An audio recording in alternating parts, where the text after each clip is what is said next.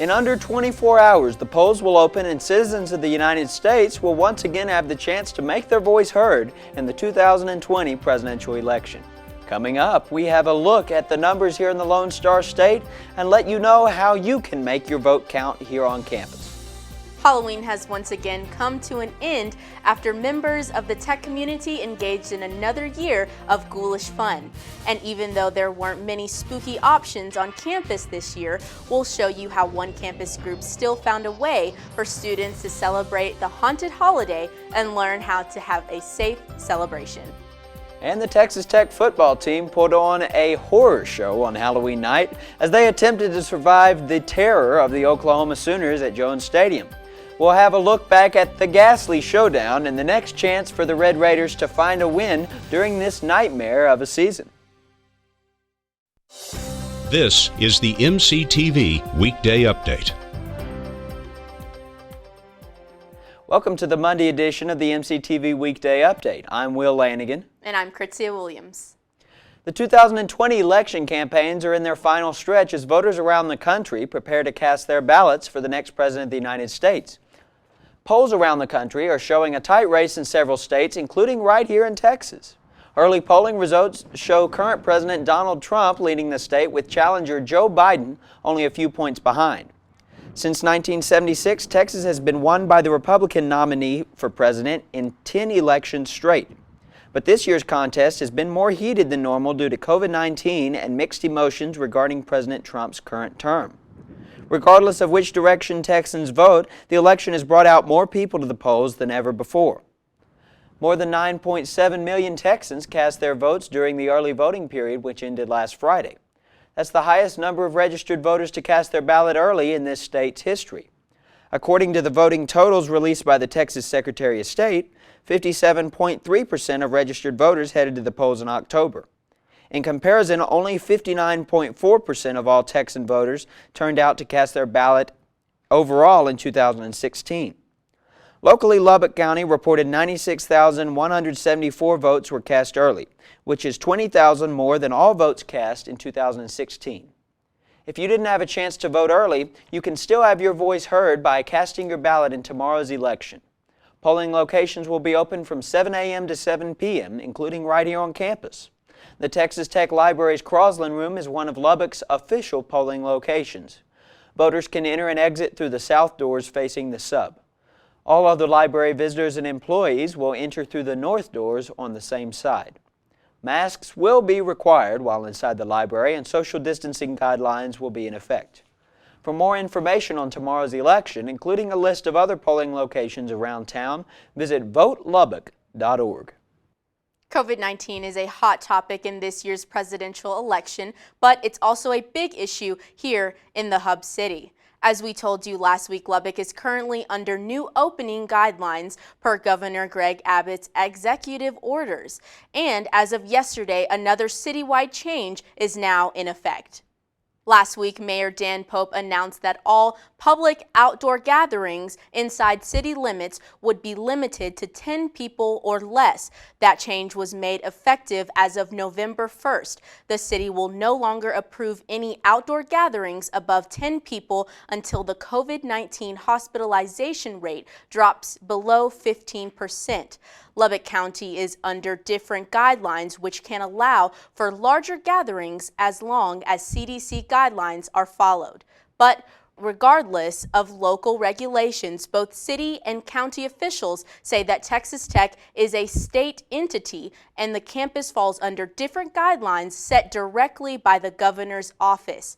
Currently, the university allows for gatherings of up to 100 people, but that number can be larger with the president's approval.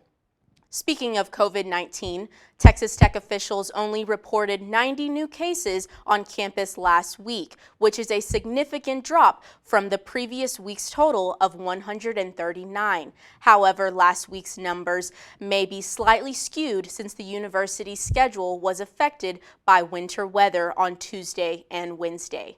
In total, Texas Tech has reported a total of 2,201 positive tests in the campus community since the beginning of August. The 2020 spooky season officially came to a close over the weekend as the South Plains celebrated Halloween on Saturday.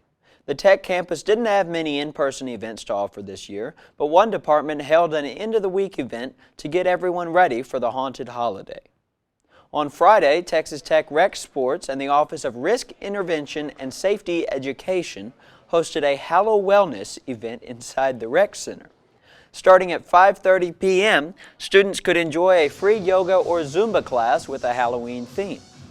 Attendees were encouraged to dress up in costumes for the chance to win prizes. The event was also part of this year's National Collegiate Alcohol Awareness Week, sponsored by RISE. The event was one of several activities RISE put on to help bring awareness to alcohol issues in the college community. So we want to be as integrated into the community and our campus as possible, and we want to make sure that students are feeling supported in all of their habits, and we want to make sure that they are being as safe as possible with whatever they choose to do during their time. And so we want to make sure that we're facilitating a campus of safety and making sure students are as educated about their choices as possible. Along with an information table, RISE also had a pair of drunk goggles available for students to use while attempting to play a non-alcoholic version of beer pong. Friday's event wrapped up around 6 p.m., but RISE is always available for students who may be dealing with alcohol or other addiction issues. For more information on the Office of Risk Intervention and Safety Education, just visit rise.ttu.edu. After winter weather made a return to the South Plains last week, fall-like conditions were back for the weekend. Temperatures climbed up to 80 degrees on Saturday, and Sunday saw a mild day of highs in the 60s and lots of sunshine. So what can we expect next as we head into the first week of November? MCTV's Madison Hartin joins us in the studio with the latest look at the forecast. Madison? Thanks, Krizia. Well, good news, Texas Tech. It is finally starting to feel outside that right now, and it is going to continue to feel that way. At least I think it is going to for at least the first part of November. I think all that early winter weather that we had last week is for the most part behind us, at least until actual winter starts. For today, our high temperature climbed all the way up to 73 degrees with sunny and warm conditions and a south by southwesterly wind coming at 10 to 20 miles per hour. Now, the southwesterly wind is going to continue for the rest of the week, causing some warmer temperatures later on. But for tonight, the low temperature is going to drop back down to 44 degrees with partly cloudy skies and cool conditions. Looking at tonight for the South Plains as a whole, we are going to be seeing another return to some cooler temperatures with lows in about the mid 40s to the upper 30s. So it is going to still be chilly outside. And looking into tomorrow, it is going to warm up again. We're in that awkward point in the year where you need to wear a jacket when you go outside in the morning, but by mid-afternoon you need to take off the jacket because it's too hot outside. We're at about that point in the fall where it's usually in the 30s in the morning and about the 70s or 80s in the afternoon. It's just the way it is this time of year. But for Lubbock, we're going to be back into the mid to high 70s for tomorrow afternoon, with it dropping back into cooler temperatures in about the mid 40s to upper 30s as we move into tomorrow evening. Now, bringing it back into Lubbock locally, for tomorrow afternoon, we're going to be seeing a high of 79 degrees, a low of 48 degrees, and a southwesterly wind coming at 10 to 20 miles per hour. For Wednesday, our warmest temperature of the week climbing up to the mid-80s at 84 degrees with a low of 49 and a southwesterly wind coming at 10 to 20 miles per hour. I told you that southwesterly wind would bring in some warmer temperatures. But then for Thursday, the southwesterly wind is going to move out of the area as we are going to be seeing a northeasterly wind start to come through the area around late afternoon. With a high of 83 and a low of 46, by Friday we might be seeing some slightly cooler temperatures here on the South Plains, but at least for the next few days you won't have to worry about things being too cold outside. For MCTV Weather, I'm Madison Hartin. Back to you, Krizia. Thanks, Madison. Texas Tech football hosted a rare Halloween night appearance at the Jones Stadium, with the team hoping to shake some demons and conjure up a win. Unfortunately for the Red Raiders, it was the Oklahoma Sooners who brought fear and horror with them as they massacred Tech 62-28.